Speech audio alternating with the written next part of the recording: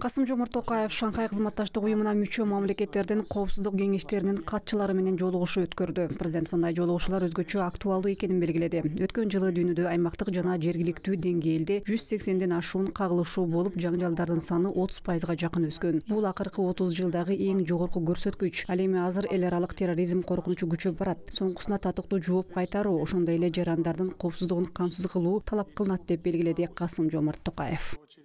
Доказывает высокий авторитет нашей общей организации. Нельзя допустить, чтобы проявление терроризма, экстремизма. Мамлекеттерибиздин бүтүндүгүн бузуп жаткан терроризм, экстремизм жана сепаратизмдин гүлдөшүнө жол берүүгө болбойт. Үч зулум күчкө, ошондой эле трансулуттук уюшкан кылмыштуулукка, мыйзамсыз баңги аткезчилигине жана кибер коопсуздук чакырыктарына каршы күрөшүү Казакстан ШКУга төрагалык кылуу мезгилиндеги башкы артыкчылыктардын бири болуп эсептелет. Одним из приоритетов председательства Казахстана в Шанхайской организации сотрудничества.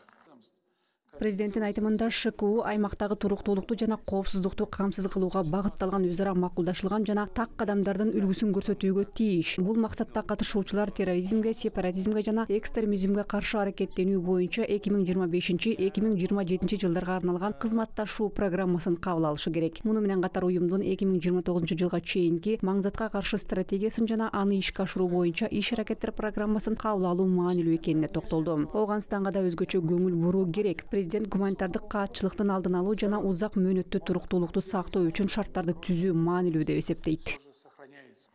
Мы выступаем за открытый политико-дипломатический диалог, поддержание конструктивных отношений с нашими глобальными. Казакстан өзүнүн глобалдык жана аймактык өнөктөштөрү менен ачык саясий жана дипломатиялык диалогту, конструктивдүү мамилелерди колдойт. Биз Евразиялык коопсуздуктун бүтүндүгү принципин карманабыз. Ал өзара түшүнүшүүнүн жана ишенимдин чараларына негизделген. Мындай мамиле ШКУ мейкиндигинде коопсуздук аймагын түзүү боюнча стратегиялык милдеттердин негизи болууга тийиш. Казакстан уюмга төрагалык кылуунун артыкчылыктуу багыты катары дүйнөдөгү тынчтыкты жана мамилелердин ынтымактуу жанаша жашоосун камсыз кылууга кошкон салымын атады. Ошондуктан биз ШКУнун адилеттүү дүйнө жана ынтымактын пайдасына глобалдык биримдик тууралуу демилгесин биргелешип иштеп чыгууну жана кабыл алууну сунуштаганбыз. Предложено совместно выработать и принять инициативу ШОС о мировом единстве за справедливый мир и согласие.